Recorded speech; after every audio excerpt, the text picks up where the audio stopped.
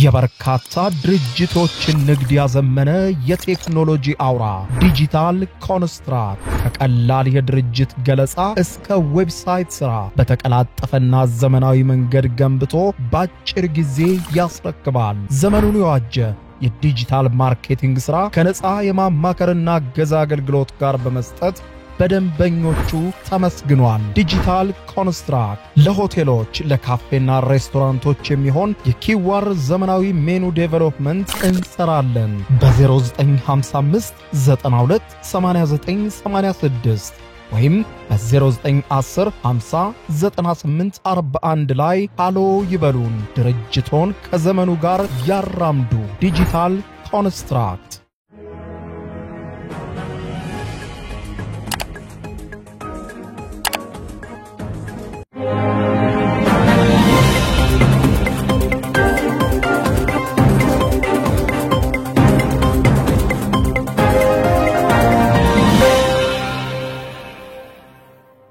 ጤና ይስጥልኝ ክብራትና ክብራን የዩቲዩብ ቻናል ቤተሰቦች ሁለት የሰዓቱን አጫጭር መረጃዎች ይዤ ቀርብ ያለው እስከ ፍጻሜው አብራችሁን ቆዩ።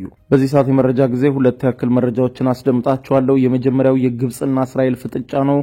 እስራኤል ከፍተኛ የሆኑ መሳሪያዎቿን ወደ ግብጽ ድንበር ስታስጠጋ ግብጽም በተመሳሳይ ከፍተኛ የሆኑ የጦር መሳሪያዎቿን ከወታደሮቿ ጋር ወደ ሲናይ በረሃ በከፍተኛ ሁኔታ አስጠግታለች። ይህም ደግሞ ከ40 ዓመት በላይ የተሻገረውን የእስራኤልና የግብጽን ስምምነት እንደሚያፈርሰው ተሰግቷል።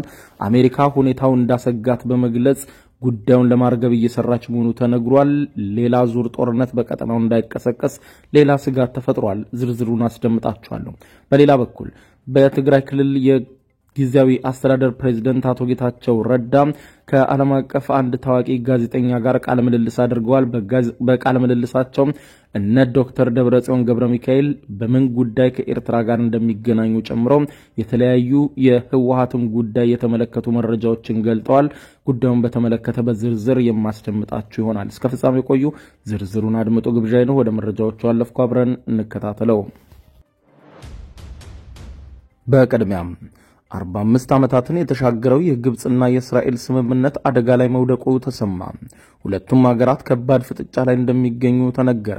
ከአንድ ዓመት በላይ በጋዛ በእስራኤልና ሐማስ የቀጠለውን ጦርነት ተከትሎ የጋዛ ነዋሪዎችን ከአካባቢው አስለቅቆ በማስወጣት ወደ ግብጽ እንዲሻገሩና በግብጽ እንዲሰፍሩ የማድረግ እቅድ እንዲሁም አጠቃላይ የእስራኤልና ሐማስ ጦርነት ጋር ተያይዞ የእስራኤልና ግብጽ ውጥረት በእጅጉ ያየለ መምጣቱን የተገለጸ ሲሆን በተለይም ደግሞ ባለፈው አንድ ወር ጊዜ ውስጥ ግብጽ በቀይ ባህርና በሜዲትራኒያን ባህር አካባቢ በሚገኘው ሲናይ ግዛት ወታደራዊ እንቅስቃሴ መሰረተ ልማቶችን ማስፋፋት መጀመሯን በከፍተኛ ሁኔታ እስራኤልን ማስደንገጡ የተነገረ ሲሆን ወቀሳ እየቀረበባት የምትገኘው ግብጽ ዘገባዎች እንዳመለከቱት ከሆነ የእስራኤል ሚዲያዎች የግብጽን ባለስልጣናት ዋቢ በማድረግ ባቀረቧቸው ዘገባዎች ግብጽ ከቅርብ ጊዜ ወዲህ ጀምሮ በሲናይ አካባቢ የምታሰማራቸው ከፍተኛ ቁጥር ያላቸው ወታደራዊ ኃይል የእስራኤልና የግብጽን ሰላም ስምምነት የሚጥስ መሆኑን ማስታወቃቸውን ጠቅሶ የእስራኤል ባለስልጣናት ግብጽ በሲናይ ግዛት ውስጥ ከተፈቀደላት ኮታ በላይ ከፍተኛ የሆነ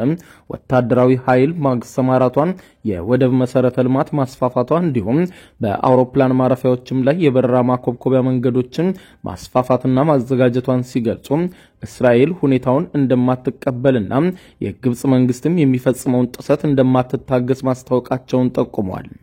እስራኤል በግብጽ ተጥሷል እያለች የምትገኘው የሰላም ስምምነት በ1979 በአሜሪካ ዋሽንግተን ዲሲ በወቅቱ የአሜሪካ ፕሬዝዳንት በነበሩት ጂሚ ካርተር አማካኝነት በእስራኤሉ ጠቅላይ ሚኒስትር ሜናቺም ቤጊን እንዲሁም በግብጽ ፕሬዝዳንት አንዋር ሳዳት መካከል መፈረሙ የሚታወስ ሲሆን የሰላም ስምምነቱ ግብጽ ለእስራኤል መንግስት በይፋ የሉዓላዊነት ዕውቅና የሰጠች የመጀመሪያ የአረብ ሀገር አድርጓት እንደነበረ ያስታወሰው ዘገባው በዚህ የሰላም ስምምነት መሰረትም በእስራኤል ቁጥጥር ስር የነበረውን የሲናይ ግዛት ወደ ግብጽ ቁጥጥር ስር ያስገባ ስምምነት ቢሆንም በግብጽ መንግስት ላይ የሲናይ ግዛትን በተመለከተ ወታደራዊ እንቅስቃሴ ላይ ገደቦች መጣላቸውን ያስታወሰው ዘገባው በእስራኤል በኩል ዋሽንግተን የሰላም ስምምነቱን እንዳስከበረች ሁሉም የሰላም ስምምነቱንም የማስከበር ኃላፊነት ያለባት በመሆኑ በስምምነቱ መሰረት እንቅስቃሴዎች መኖራቸውን ማረጋገጥ አሜሪካ አለባት የሚሉ አስተያየቶችም ቀርበዋል።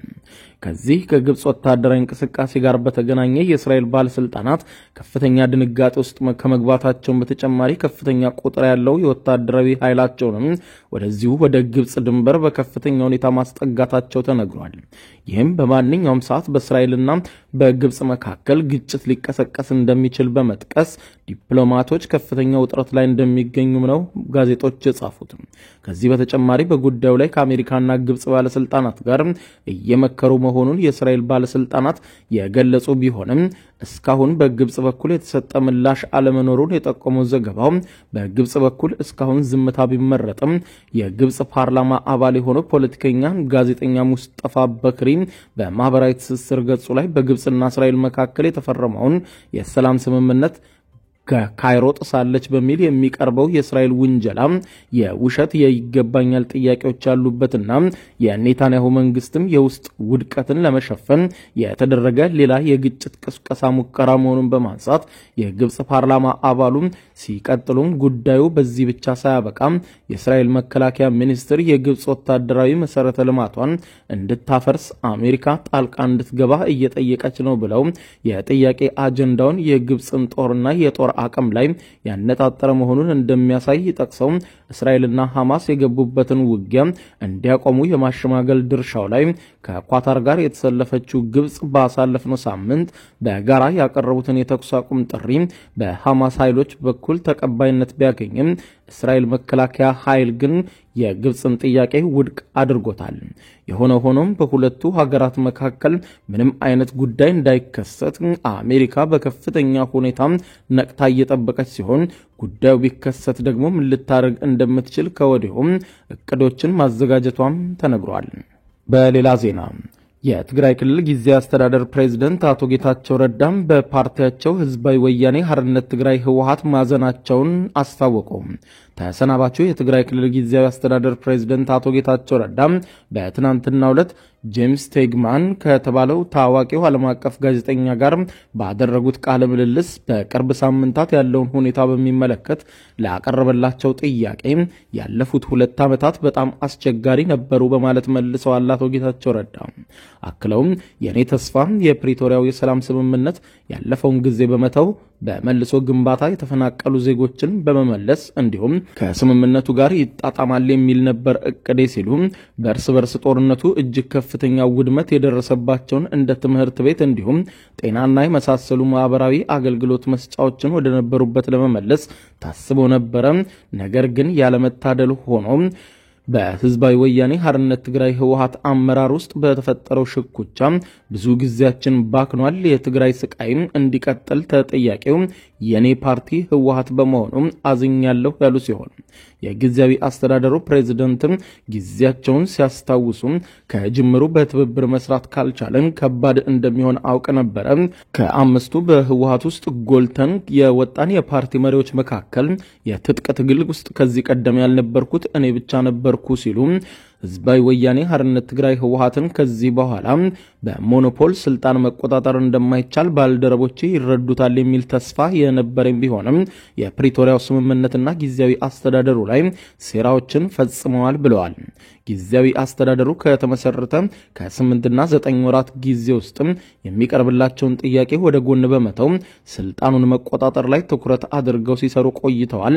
በኢትዮጵያ ህገ መንግስት መሰረትም የክልሉ ጊዜያዊ ፕሬዝዳንት ሆኜ እየሰራው የነበረ ቢሆንም እነርሱ ግን ከፌደራል መንግስቱ ጋር የምሰራና የተሸጥኩ ባንዳ አድርገው ነበር ሲሉ ይሁንና እነዚህ የሚወቅሱኝ ሰዎችም በድብቅ አዲስ አበባ በመሄድ ከፌደራል መንግስቱ ጋር ግንኙነት የነበራቸው ናቸው ያሉት አቶ ጌታቸው ረዳ ዋናው ችግር ከነዚህ ሰዎች ትዕዛዝ ለመቀበል ፈቃደኛ አለመሆናቸው መሆኑን ጠቅሰው አማራጭ ድምጽ አለመሆንና ኃላፊነትን በመውሰድ አዲስ ፖለቲካን ለማራመድ ጥረት ማድረጋቸውን ገልጸው የህዝባዊ ወያኔ ሓርነት ትግራይ ህወሓት አመራሮች ግን ካረጀው አካሄዳቸው ጋር ጋር ማጣበቃቸውን እንዳልተስማማቸው አስረድተዋል። የፕሪቶሪያው የሰላም ስምምነት ተግባራዊ እንዳይሆን በህወሓት ውስጥ የተፈጠረው ሽኩቻ አንድ ምክንያት መሆኑን ከዚያም አልፎ በህወሓት አመራር ውስጥ ያሉት አንዳንዶች የሰላም ስምምነቱ መፈረሙ ያልተመቻቸው ናቸው። ይህም ማለት ደግሞ በአፈጻጸሙ ላይ በጋራ መስራት የማይቻል አድርጎታል ያሉት አቶ ጌታቸው ረዳ አያይዞም እነዚህ በጦርነት ጉልህ ሚና የነበራቸው የህወሓት አመራሮች የሰላም ስምምነቱ ስልጣናቸውን እንደገፈፈ አድርገው ቆጥረውታል። ጦርነቱ በሺህ የሚቆጠሩ ሰዎችም ቢፈናቀሉም ለነሱ ግን የትግራይ ህዝብ መፈናቀል ምንም አይመስላቸውም። ለነሱ ከትግራይ የወደፊት እጣ ፈንታ ይልቅ ያሳሰባቸው በስልጣን ላይ መቆየታቸው ነበረ። ልዩነቱ የሰላም ስምምነቱ የትግራይን ህዝብ ለመጠበቅ አስፈላጊ እርምጃ አድርገው በሚመለከቱትና እንደ ክህደት በሚቆጥሩት መካከል ነው ሲሉ ተደምጠዋል። እርሶን ያባረሩት የህወሓት አንጃዎች ከትግራይ ህዝብ ይልቅ የፌደራል መንግስቱን ያስቀድማሉ በሚል ክስ ይቀርብቦታል። ለዚህ ምን ምላሽ አሉት በሚል ከጋዜጠኛው ለቀረበላቸው ጥያቄ አቶ ጌታቸው ረዳ ሲመልሱ ይህ ግብዝነት ነው ሲሉ ከጠቅላይ ሚኒስትሩ ጋር በተደጋጋሚ በስልክ እንደተነጋገሩት ሁሉ ከነ ዶክተር ደብረጽዮንም ጋር በተደጋጋሚ በስልክ ሲገናኙ መቆየታቸውን ጠቅሰው እኔ የህወሓት አመራር የተቀላቀልኩት በፌደራል መንግስቱ ስልጣን ላይ በነበረበት ወቅት ነው። በህወሓት አስተሳሰብ መሰረትም ጠንካራ የክልል መንግስት የሚኖረው ሁሌም በአዲስ አበባ ባለው መንግስት ስር ሲወድቅ ነው።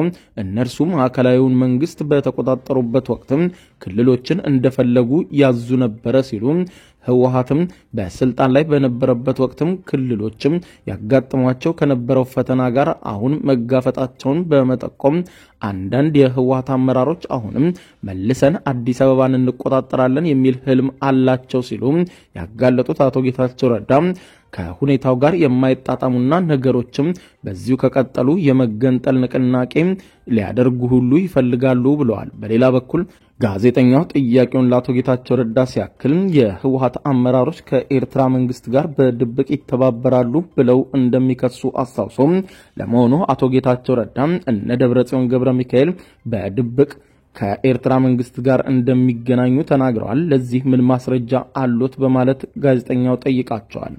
አቶ ጌታቸው ረዳም ሲመልሱ እነርሱ በኤርትራ እየተዘወሩ ናቸው። ከጅምሩም በጊዜያዊ አስተዳዳሪነት እንደተመደብኩኝ ከኤርትራ ጋር ግንኙነት የጀመርኩት እኔ ነበርኩኝ። ይህንን ያደረኩትም እነሱን ለማስደሰት ሳይሆን ትግራይን ከክልላዊ ሌላ ግጭት ለማዳን ነበር ያሉት አቶ ጌታቸው ረዳ ጠቅላይ ሚኒስትር ዶክተር አብይ አህመድ ስለ ቀይ ባህር ያደረጉት ንግግር ፕሬዝዳንት ኢሳያስ አፈወርቂን አስደንግጧቸው ነበር።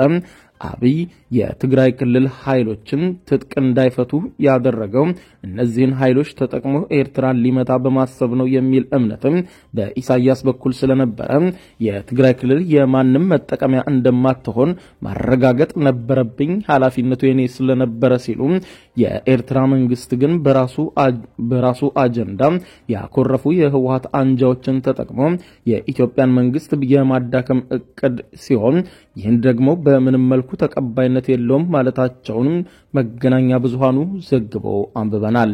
ክቡራን አድማጮች ለሰዓቱ ብታደምጧቸው መልካም ናቸው ያልኳቸው ለታጫጭር መረጃዎች የሰማችኋቸው ናቸው። ከሰዓታት በኋላ በሌላ መረጃ ተመልሰን እስከምንገናኝ በያለንበት የዓለም ዳር ቸር እንቆይ።